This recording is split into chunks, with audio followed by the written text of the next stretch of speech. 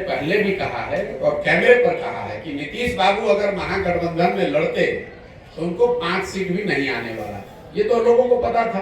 और जब हम लोग कह रहे थे तो उनका कोई दल का आदमी चिल्लाता था, अरे प्रशांत किशोर को क्या आता है। ये तो डर इतना है ना, लोगों को पता है। मैं कोई ऐसे बिहार का कोई नेता तो हूं नहीं कि कह दूंगा कौन जीतेगा। अगर मैं कह रहा हूं कि नहीं आएगा 5 तो नहीं आएगा 5। इसी डर से पहले तो भागे, उनको मालूम था भी खाता नहीं खुलने वाला, तो भागे भाजपा में।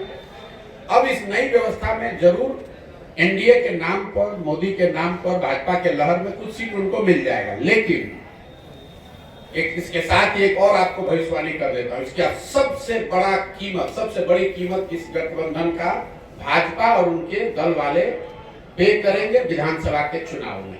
लोकसभा में नहीं, लेकिन भाजपा को इसकी बहुत बड़ी कीमत चुकानी पड़ेगी आने वाले विधानसभा चुनाव में। क्योंकि जो भाजपा का समर्थक है, जो उनका वोटर है, नेता है, काडर है, आज उसके पास कोई जवाब नहीं है कि आखिर आप जिस नीतीश कुमार को आपने एक बार 2020 में थोपा, तब भी आपके 75 एमएलए थे, इनके 42 थे, आप क्यों नहीं मुख्यमंत्री बने? क्यों नहीं बिहार को सुधारने का जिम्मा लिया? एक बार फिर नीतीश कुमार भागे तो आपने कहा नीतीश कुमार धोखेबाज है, और आज फिर उसी नीतीश कुमार को आप बिहार पर थोप रहे हैं।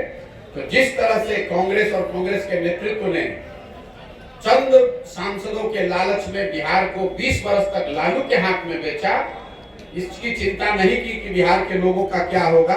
10, 15, 20 सांसद हमारे जीत के यूपीए के आते रहे, लालू जी अगर पूरा बिहार लूट कर बर्बाद कर रहे हैं तो कोई चिंता नहीं थी सोनिया गांधी को, कोई चिंता नहीं थी कांग्रेस की लीडरशिप को। वही हाल आज भाजपा के लीडरशिप का है। उनकी चिंता बस इतनी है कि संसद में अगले लोकसभा चुनाव में हमारा 30-35 सांसद जीत कर आ जाए। अगर नीतीश कुमार ने पूरा बिहार को बर्बाद कर दिया है, उनकी मानसिक हालत नहीं है बिहार को चलाने की, इसकी कोई चिंता उनको नहीं है। वो बिहार के लोगों की चिंता नहीं है, उनको बिहार के बच्चों की चिंता नहीं है।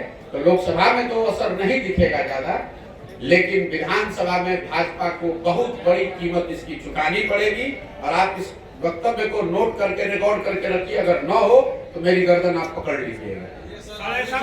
ऐसा है कि मेरा संबंध किससे है, ये बताने वाले पंडित कितने हैं बिहार में। तो बेचारे 1.5 वर्ष से कोई बता रहा है कि मैं भाजपा से मेरा संबंध है, कोई बता रहा है कांग्रेस से है, कोई बता रहा है नीतीश और लालू से। मेरा संबंध इस देश में ज्यादातर बड़े नेताओं और दलों से रहा है। लेकिन पिछले 2 वर्ष से जब से मैंने वो काम छोड़ दिया, मैंने एक ही संबंध बनाया और उसको निभाने की कोशिश कर रहा हूँ। वो है संबंध बिहार की जनता से। मेरा संबंध बिहार की जनता से है और मैं पूरी तरीके से कृत संकल्पित हूँ। ये जो चला रहे हैं ये लोग, लालू, नीतीश, भाजपा, ये जो रिवॉल्विंग डोर चला रहे हैं, जिसका जब मन है वो बैठ जाता है, इनका सामूहिक खात्मा अगले 2 वर्ष में बिहार की जनता की मदद से कराकर आपको दिखाएंगे। जिसको भी आप लोग चला दीजिए कोट करके, ये फॉर्मेशन फिर बदलेगा। इसको भी लिख कर दे देता हूँ।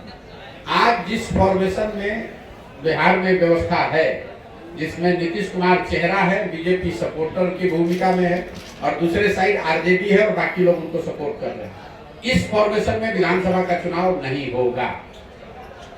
कौन कहा? पिछली बार भी मैंने कहा था कि ये जो महागठबंधन और भाजपा बना है, इसमें अगला चुनाव नहीं होगा, ऑलरेडी टूट गया। फिर अभी घोषणा कर देता हूँ, ये भी टिकने वाला नहीं है। अगले विधानसभा से पहले आपको बहुत बड़ा उलटफेर बिहार की राजनीतिक परिदृश्य में, पूरी इकोसिस्टम में देखने को मिलेगा। और ये लोकसभा चुनाव के 6 महीना के अंदर आपको दिखेगा।